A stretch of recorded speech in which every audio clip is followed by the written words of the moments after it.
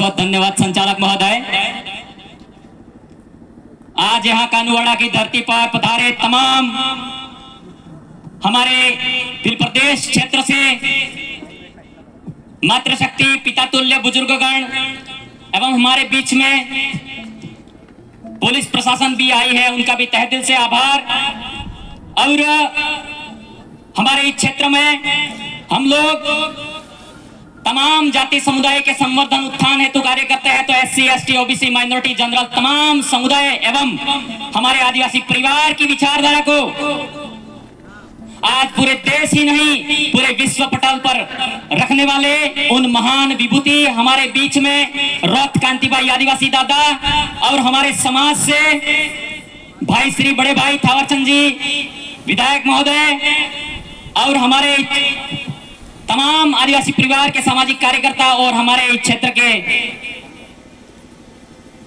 विधायक महोदय दयाराम जी परमार साहब को भी हम धन्यवाद देते हैं। हमारी चाप के क्षेत्र में है, इसलिए आपको भी जहां कहीं भी सुन रहे हो आपको भी बहुत बहुत धन्यवाद और तमाम क्षेत्रों को धन्यवाद अर्पित करते हैं इस कानुवाड़ा की धरती से। साथियों, आज हम लोग यहाँ कानुवाड़ा की धरती पर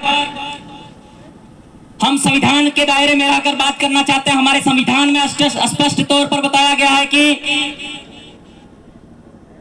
हम भारत में सामाजिकता को एक कैसे करें, शिक्षा को लेकर कैसे काम करें, स्वास्थ्य को लेकर कैसे काम करें। प्रदेश अध्यक्ष दिनेश जी खानन साहब, उस प्रकार से हमको तमाम प्रकार के संविधान में जो हमें मूलभूत बातें दी गई है उसके अकॉर्डिंग बात रखते हैं। समस्या ये आ रही है कि हमारे इस क्षेत्र में शिक्षा में बहुत बड़ी गिरावट आ रही है, तो हमारे वाले युवाओं को ज्यादा से ज्यादा पढ़ने की जरूरत है। और स्वास्थ्य की स्थिति में बात करूं, बहुत ही ज्यादा हमारे इस क्षेत्र में आज खेरवाड़ा क्षेत्र की बात करें, हमारे खेरवाड़ा क्षेत्र में अस्पताल की सुविधा है, स्टाफ की सुविधा है, बशर्ते हमारे वहां तकनीकी सुविधाओं का अभाव होने के खातिर हमारे जिला मुख्यालय उदयपुर होने के उपरांत हमारे जो प्राथमिक उपचार करने के बाद हमारे यहाँ के क्षेत्रवासियों को स्वास्थ्य की सुविधाएं मुहैया नहीं हो पाती है। रास्ते में ही हमारे साथियों की और भाइयों की और बहनों की डिलीवरी केसेस में मृत्यु हो जाती है। हम शासन प्रशासन से इस मंच के माध्यम से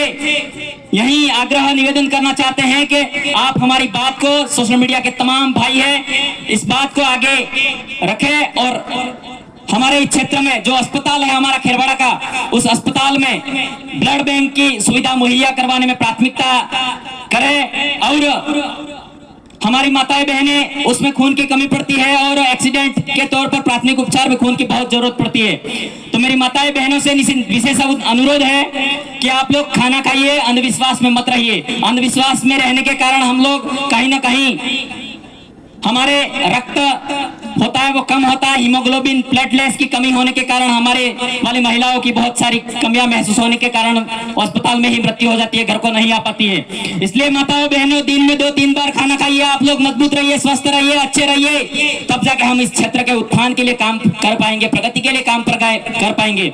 और बड़ी विडंबना की बात है कि क्षेत्र में हमारे यहाँ कर्मचारियों को और तमाम भाइयों को, कर्मचारी वोट देता है तो बोलेगा भी सही, ये आपकी ये मन से दिमाग से विचारधारा बिल्कुल निकाल दीजिए मेरे भाइयों। हम लोग कहीं ना कहीं डरते हैं, हम संवैधानिक दायरे में बात रखते हैं, कर्मचारी बोलेगा नहीं तो कर्मचारी वोट तो डाल रहा है ना, बोलेगा क्यों नहीं। कर्मचारी ये नहीं कह सकता है कि इस पार्टी को वोट करो, इस पार्टी को वोट करो, ये नहीं कह सकता है, लेकिन लोकतंत्र में, सच्चा लोकतंत्र में अपना समर्थन जरूर देगा, मैं ये कहना चाहता हूं, क्योंकि भारत का निर्माण इस लोकतंत्र पर टिका हुआ है। तो हमारे इस क्षेत्र में आज मैं स्पष्ट रूप से बता देना चाहता हूं, हमारे इस क्षेत्र में नेता होते हैं, हमारे भाइयों के नाम लेने में हमें क्या आपत्ति होनी चाहिए बताइए आप। आपत्ति होनी चाहिए? कुछ आपत्ति नहीं होनी चाहिए, नाम ले सकते हैं, हमारे मनोहरलाल जी का नाम ले सकते हैं, परम आदरणीय डॉक्टर दयाराम जी का भी नाम ले सकते हैं और हमारे यशस्वी प्रधानमंत्री नरेंद्र मोदी जी का भी नाम ले सकते हैं। हम नाम लेने में डर रहे हैं तो फिर काम कैसे होंगे मेरे भाइयों। हमारे अभी राजस्थान के शौर्य में और परंपरा में जो हमारी 90 की बुक है उसमें 42 पेज नंबर पर लिखा हुआ है, बिलराज एकता कायम करने के लिए बिल प्रदेश बनाने को लेकर हमारे गोविंद गिरी बंजारा परिवार से थे। तो हम आदिवासी परिवार है, वो बिल समुदाय के, हम फिर भी उनका हक नहीं कह रहे, हम कह रहे हैं वो बंजारा थे और हमारे बिलों को एक करने में उन्होंने एडी से छोटी तक खून पसीना बहाकर एक करके हमारे बिलों को एक करने के लिए मानगढ़ पर एकता के सूत्र में अनुशासित तरीके से वो अंग्रेजों के सामने लड़े थे। और लड़ाई के दौरान वो लड़ाई इतनी सस्ती नहीं थी, सब्जी बेचने वाला इतिहास नहीं था। आप लोग कागजों से निकाल दोगे अभी बुकों से। मैं खुले मन से कह देना चाहता हूं कि वहां इतनी भयंकर गोलीबारी हुई थी। गोलीबारी होते समय हमारी महिलाओं का एक धड़ कट गया था। धड़ कट जाने के बाद में उसका छोटा बच्चा था, नवजात छोटा बच्चा था, उसके स्तन पर दूध दूह रहा था। उस टाइम अंग्रेजी कर्नल डायर को अफसोस हुआ कि अब इस बिल्कुल उसको मर्म हुआ, दया आई। दया आने पर उनको तुरंत आदेश जारी किया, गोलीबारी बंद की जाए। ऐसा हमारा आदिवासियों का नरसंहार हुआ था। उस नरसंहार को 42वें पृष्ठ पर आप उल्लेखित तथ्य को नहीं हटा सकते। मैं कहना चाहता हूं हमारे परम आदरणीय लोकतंत्र में बैठे मनोहरलाल जी रावत साहब को निवेदन करना चाहता हूं, हमारे आज कर्मचारियों, मुझे इतना फक्र मौका मिलेगा आपके, अगर मुझे कार्रवाई भी हो जाती है तो आपके समक्ष बैठकर डिबेट करने का अवसर मुझे दिया जाए, ऐसा मैं कहना चाहता हूं। क्योंकि मेरे भाइयों, हमारा जो 1913 जो मानगढ़ की लड़ाई थी, आज वही याद है हम लोगों को। इस बुक में भी बता दूं, मैंने अच्छे से पढ़ा है, आप सभी ने पढ़ा होगा। 1818 से 1860 तक हमारे इस क्षेत्र में भील विद्रोह हुआ था, आपको याद होगा। भील विद्रोह हुआ था, वो नीमच, एरिनपुरा, तमाम जो हमारे बिरसा मुंडा भी बाद में पैदा हुए थे। और उससे पहले हमारे 1818 में और 1860 तक 42 साल तक हमारा इस उदयपुर क्षेत्र में भीलों का नेतृत्व हुआ करता था। और भीलों की लड़ाई थी, वो भील प्रदेश को लेकर थी। मनोहरलाल जी रावत साहब को मैं कहना चाहता हूं को इस पुस्तक में कक्षा 90 की 38वें पेज नंबर पर 27वीं लाइन पर आप देखिए, वहां पर हमारे स्कॉटलैंड के निवासी colonel James Tod political agent बनकर यहां आए थे। उन्होंने कहा था कि भील राज्य स्थापित करने के लिए जो बात है, भीलों की एकता कायम करने के लिए, भीलों का प्रभुत्व स्थापित करने के लिए मैं एक करने का काम करूंगा, भीलों को सांत्वना दे दूंगा, यूं करके कर्नल जेम्स टॉड यहाँ इस धरती पर आए थे। और हमारे यहाँ के, मैं बता देना चाहता हूँ, पिपली के खेमा गमिति और बिलकपाल के नेमा गमिति थे। 1881 में 8000 लोगों के साथ में एकत्रित होकर यह लड़ाई लड़ी थी। उसके बाद में इस लड़ाई को जैसे जैसे आगे बढ़ाया गया, टांटा भील का जन्म हुआ। उसके बाद में जैसे जैसे जन्म हुआ, बिरसा मुंडा का जन्म हुआ।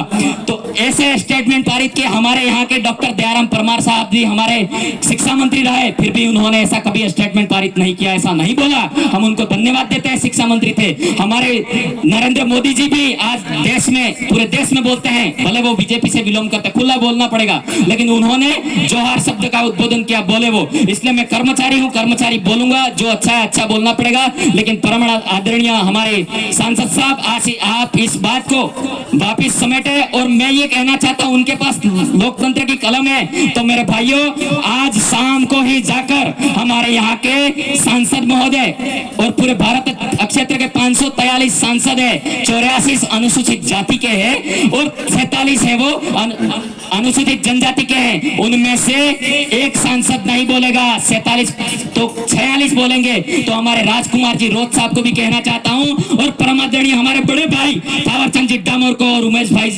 डामोर को कहना चाहता हूं, जय कृष्ण जी पटेल को, आपके पास ताकत है, शाम को ही स्टेटमेंट बीकानेर भेजिए, जयपुर भेजिए प्रकाशन मंडल में, और उस पारित को तुरंत खत्म करवाइए। मैं ये कहना चाहता हूं ताकि हमारे जो परंपरा है, रीति रिवाज है, हमारे जो पुरखाई शौर्य कृति है, वो लिखित दस्तावेज बचे रहे, मैं ये कहना चाहता हूं। और हमारे इस साथ ही साथ हमारा वक्तव्य यहाँ है कि हम लोग जाति धर्म उच्च नीच भेदभाव किए हुए बात रखते हैं। हम लोग किसी जाति कास्ट को नीचा दिखाने का काम नहीं करते, हम लोग मानव मात्र कल्याण के उत्थान में काम करते हैं। इसीलिए हम लोग आज इस क्षेत्र में स्वास्थ्य की स्थिति आती है, हॉस्पिटल में खून की जरूरत होती है, खून की जरूरत होती है, उस समय 5 जने साथ में जाते हैं, 5 जने साथ में जाते हैं, 5 जने साथ में जाते हैं, खून की कमी होती है तो वो हट्टा कट्टा होता है, पीछे खिसक जाता है, गार्डन में जाए पसे व्हाट्सएप माथे मैसेज करी, अरे खून जुजे है भाई ने, अरे मारा वाला 5 जने साथ में जा रहे हो, मेरे भाइयों खून दे के आओ। यहाँ खून की फैक्ट्री नहीं लगी है, वहां आपको दूसरे लोग देंगे। परिवार का परम कर्तव्य बनता है, आपने परिवार में उस व्यक्ति को शरण दिया, उस खून देने का भी प्रयास करें, मैं ये कहना चाहता हूँ।